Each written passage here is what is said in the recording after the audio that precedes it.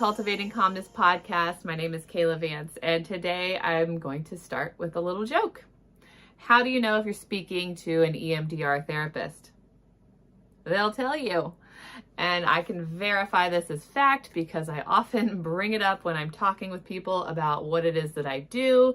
Not necessarily other clinicians, although sometimes it depends on where I am and what we're talking about, but it often comes up because it is one of the modalities that I am trained in. It is something that I have found to be very helpful with my clients, and therefore I feel very enthusiastic about sharing it with people. Now, I am by no means an expert in EMDR. It is something that I am still learning, still practicing, still becoming better at. I am not technically certified yet. It is something I am working towards. You have to have a certain amount of hours, a certain amount of training, a certain amount of consultation. So I am working on getting that officially, and we'll hopefully have that here, I would say hopefully within the next 6 months, which I think is highly possible for me, maybe sooner. So who knows? But for me, this is something I just wanted to talk a little bit more about. I have been talking more about it with my clients. It is something that people have reached out specifically to seek therapy for. It is something that I have brought up in therapy with people to talk about that they haven't personally brought up. So I think that it can be very helpful for many reasons. So first of all, what is EMDR? A lot of people hear these letters. Sometimes they mix them up. So what does it stand for exactly? EMDR stands for eye movement desensitization and reprocessing. What the heck does that mean?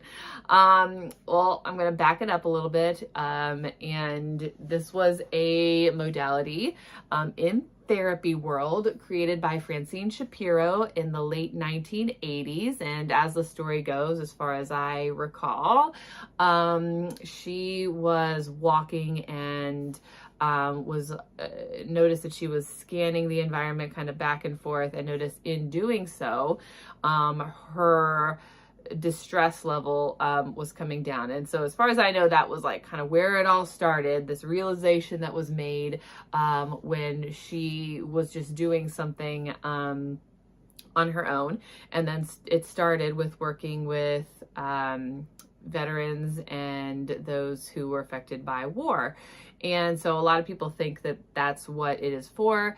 It is for anybody who has experienced trauma or has trauma or PTSD symptoms, is kind of how they will explain that on the EMDR website, which is kind of the official EMDR place where you go to seek any EMDR information. Now, there are other websites that have branched off EMDR and have their own like practices and own training facilities, but are still kind of certified through EMDR. So EMDR is like the motherboard, the place you want to go to. So if you are looking to be trained in EMDR, or you are looking to see someone who is trained in EMDR, you want to possibly learn that they are trained through a provider that has EMDRIA, EMDRIA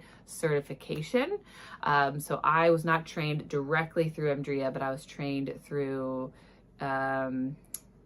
EMDR consultation, or EMDR consult, and they are EMDR approved. So you can be trained through various places, but there are, unfortunately, you have to keep an eye out. There are unfortunately places out there that train for EMDR, but they don't have that EMDR certification. So it is unclear as to whether maybe they're teaching you all exactly the right way to do EMDR.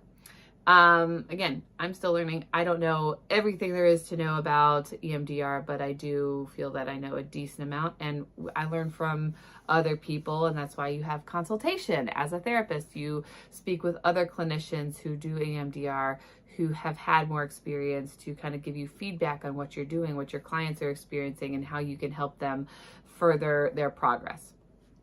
So EMDR, eye movement desensitization and reprocessing, started in the 1980s, has built from there. There is a lot of research out there to show the effectiveness of EMDR.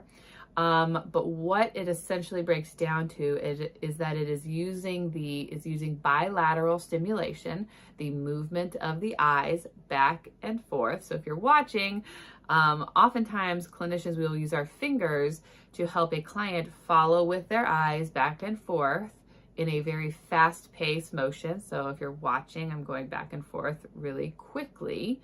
And while somebody is doing that, they are holding an image in their mind. Like I describe it as like playing a movie, or an emotion or a body sensation.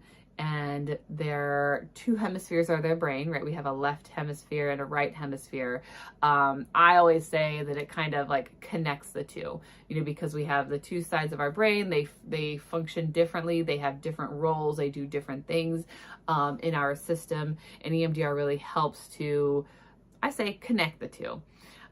So what it really does is it's reducing the vividness and the intense emotions that are associated with traumatic memories or experiences. So it's not taking away the memories at all. We can't do that. That's what I tell my clients. I wish I could take them away for you, but I can't take them away. What we hope to do is take away that distress, take away that intensity, that charge that's associated with those memories and experiences so that your brain can heal. So it allows it to go back to a more natural state of healing. And when in doing that, it is connecting the at least the three different parts of your brain, the amygdala, hippocampus, and the prefrontal cortex, because those play a big role in our memories and our functioning. So if you are unaware, and I need reminded of like which parts of our brain do what, I haven't always been great about memorizing what those things mean, but the amygdala, for example, is that alarm for like stressful events in your life and when things happen. So the amygdala is kind of firing during stressful events. The hippocampus is where learning happens, including those memories associated with like safety and danger.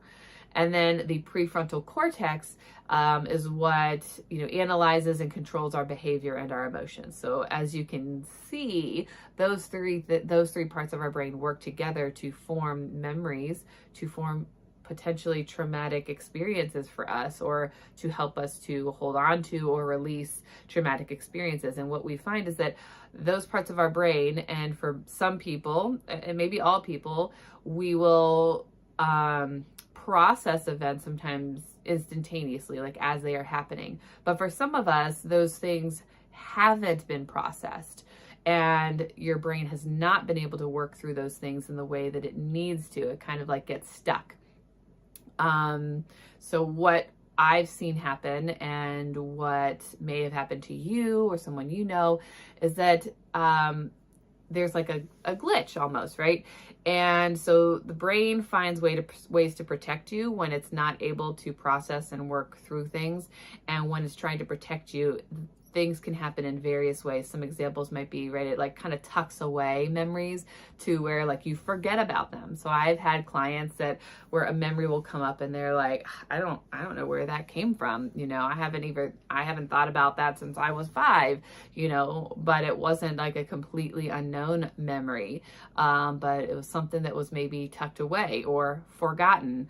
Or maybe it's your brain's way is like changing the narrative of the memory or experience. So we see this most often, or I see this, the best way I explain it to people would be like if a child experienced like physical sexual abuse, for example, one of the takeaways they can take away from that is that it was my fault. I should have done something. I should have known better. And these are thoughts that, maybe they took away from that moment or have built over time. And those are inaccurate, right? The abuse was not their fault. And And we want them to believe that the abuse was not their fault. So rather than believing I should have done something or I should have known better, we want them to walk away with the idea that they, believing like I did the best I could in that situation. And that is a more healthy way of processing that event and walking away from that. Can't take away the abuse that they experienced, but can hopefully help their brain to heal and correct the incorrect way it was kind of formed and held on to. Sometimes we see that memories are held where it increases or decreases some kind of feature about those experiences, whether it's an emotional response, a visual memory, a body sensation, that those things are like really held on to for particular reasons. I can't explain them, but that's our brain's way of trying to protect us and warn us potentially about future experiences. And then that just can create a domino effect of potentially negative experiences because we are reacting maybe in a way that wasn't really helpful. And that gets into some of those negative core beliefs that we hold on to, like I'm not good enough, I'm stupid, I should have known better, I can't trust people. There's so many negative experiences, negative thoughts, cognitions that we have as human beings, and it can get in the way of our ability to function in daily life. So if, for example, I feel that I am not good enough, right? When I face certain experiences, it could cause me, for example, to hold back or to accept certain treatment from people because deep down I believe like I'm deserving of this treatment, or I'm not good enough anyway. That's why they're treating me this way and I deserve to be treated this way. So therefore, right, I may not speak up. I may not say anything when people are treating me poorly, even though like I don't deserve to be treated this way. And then that goes throughout your whole life. So maybe you feel like you're being walked all over. Maybe you feel like you have to appease everybody and make everybody happy because if I don't, something bad's going to happen to me, or that just means I deserve it, right? And that kind of lumps in like other core beliefs that are maybe at play. So that is also part of the EMDR process. EMDR is seen as a gentler approach. So if we're just sitting here having talk therapy and you're telling me all about some traumatic event that you've experienced, in theory, what would happen is you would tell me about the event and tell me about the event. We're going to talk about it, and maybe talk about it from different angles and talk about it from different perspectives. But over time, the more you talk about it, you're kind of desensitized to the experience. And you may end up doing the same type of work that EMDR is getting to, right? We're working on those memories and those negative beliefs associated with those memories. But you have to say them out loud. You have to talk about them. It can be really stressful and painful to do that.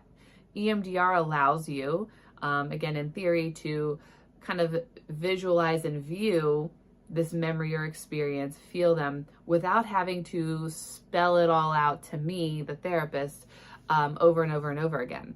You can push play on the movie, you're watching the movie, and then we pause the movie, and then I stop the eye movements, and you give me like a placeholder. I will say something like, what did you notice during those 30 seconds? We're doing eye movements, and you will say where you are, right? So maybe you give me a word, maybe a little phrase, maybe it's a body sensation or an emotion you're experiencing.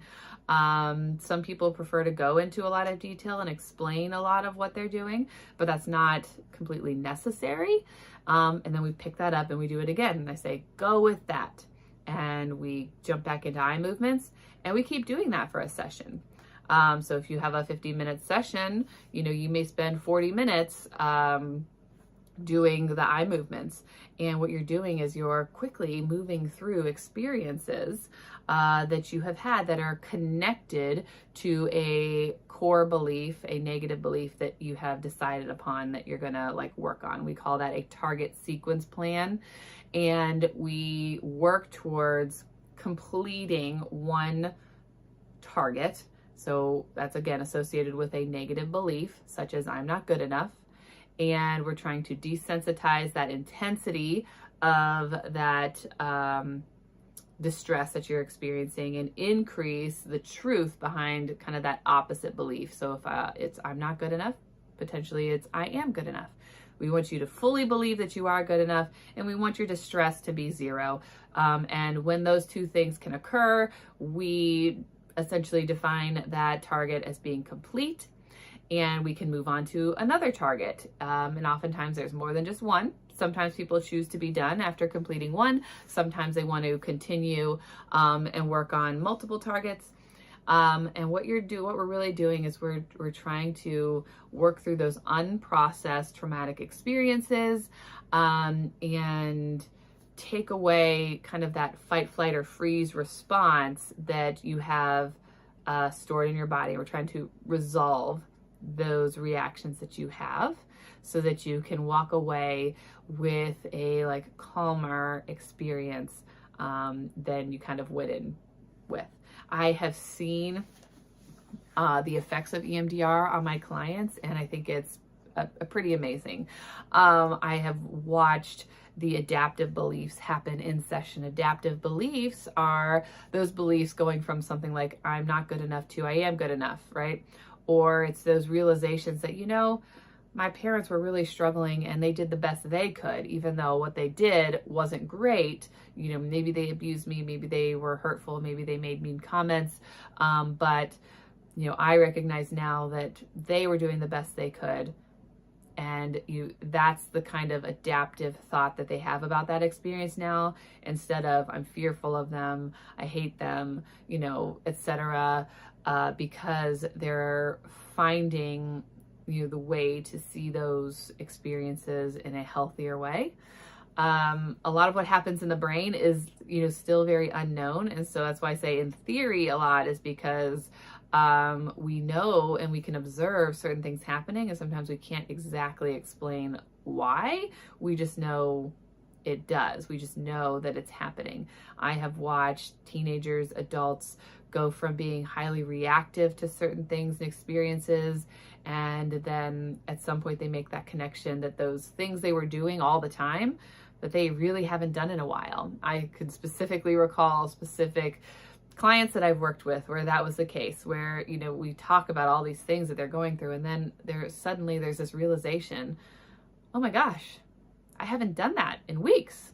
And so maybe it's not an immediate reaction that you notice, but over time, your brain is thinking differently. Therefore, it's reacting differently to daily life experiences because of the work that you've done in the EMDR. So maybe it's I'm not reacting as much to my kids as I used to be because maybe the things that they did or said just set me off, just touched on those triggers that I have internally that you felt like there's no control, where you think, I don't want to yell at them. I don't want to be reacting like this. But when it happens, it's like a snap of a finger. And, no matter how much I tell myself, don't yell at them, don't react, it happens in the split second and it feels like you don't have any control. And, under there, maybe you do, but it just happens so quickly. And what can happen with EMDR is that it kind of dampens that. It brings down that trigger. And so when your kids do something, that snap decision doesn't necessarily happen so quickly, or you're able to catch it much faster until eventually you don't do it at all. And that's what I think is so amazing about this and the work that people do. I'm not saying it's easy, that because we're doing EMDR, that there's no tears and that there's no difficulty. I watch people and their bodies, and you can see the movement in their bodies. You can see the tears. You can see the struggle on their faces that they're going through while they're thinking about these experiences that they had. And that maybe it's not today, maybe it's not tomorrow, but that over time, that difficulty dampens, it decreases. And that's why, EMDR therapists are so quick to share that they are EMDR therapists, because I've witnessed how great it can be. Now, does EMDR always work for everybody? No, unfortunately, but I think there are, in my opinion, there are various explanations for that. If, for example, you don't believe that something is going to be helpful or is going to work, you have what's called a block, right? So if I go into EMDR and I'm like, this is like voodoo stuff, like this, this isn't going to work. I don't believe this. Like, are you really engaged in the process? No, we would call that a block, right? There's something preventing you from believing that this can work. Sometimes it's other beliefs that we have that block the current belief maybe we've chosen to work on. I've seen that happen with people where we've been working on something and we just don't seem to be making any progress. And what we have to do is kind of put a pause on that and find, like, is there something preventing this from moving forward in some way? Is there another belief that like we're holding that is making this other work, difficult? Maybe it's like, my emotions aren't safe. Well, if I believe I'm not safe to express emotions, how am I going to work on I'm not good enough, right? Because we want those emotions to come out. We want you to be able to work on them, but I'm afraid or I don't believe that I can do it. So we want to tackle like the thing that came first. And so then that might work. Now, those are two that I've witnessed and experienced. There are many other reasons or explanations as to why maybe EMDR doesn't work, but I think that sometimes those are big culprits in people's inability or difficulty in this working. Sometimes it's the eye movements. So sometimes people don't like the eye movements. So actually, I think all of the people I'm currently doing EMDR with are doing what we have little buzzies and plugs into a little device, at least mine do. Some are wireless and they vibrate back and forth in your hands. Or I tell people you can put them under your legs as long as they're on the two sides of your body. You don't have to like hold on to them. Most people choose to hold on to them. And they do the vibrating back and forth instead of the eye movements. So for some, the eye movements aren't effective. They have eye stuff going on, they just have reactions to the eye movements. And so some people have started with eye movements. We've gone to the buzzies. For some, it's, maybe other reasons. There's light bar, there's sound like headphones. I personally haven't had anybody use the headphones, although it is an option for people if like the buzzies don't really feel like they work, or I've heard of people doing double. So maybe they do the headphones and the buzzies at the same time. Because in theory, you may be processing or working through two different ways of your body holding on to something when you listen versus feel versus see. So I haven't personally tried that, but that would be a very interesting thing to do or learn more about. So if you are interested in doing EMDR, you can go to EMDRIA.org, EMDRIA.org, and you could get a lot more information there. You can find certified trainers and clinicians on their website. I'm not on that website yet, but hope to be in the future. So, just because people aren't on there doesn't mean that they're not good clinicians, but, considering where people are trained is important. If you have any other questions, there's more I could talk about with this, but I could go on and on and on, but I've probably talked your ear off enough. Could probably have a whole other session on different ways of doing EMDR, but I will stick with that. So thank you for joining me today, and I will look forward to talking again with you next week.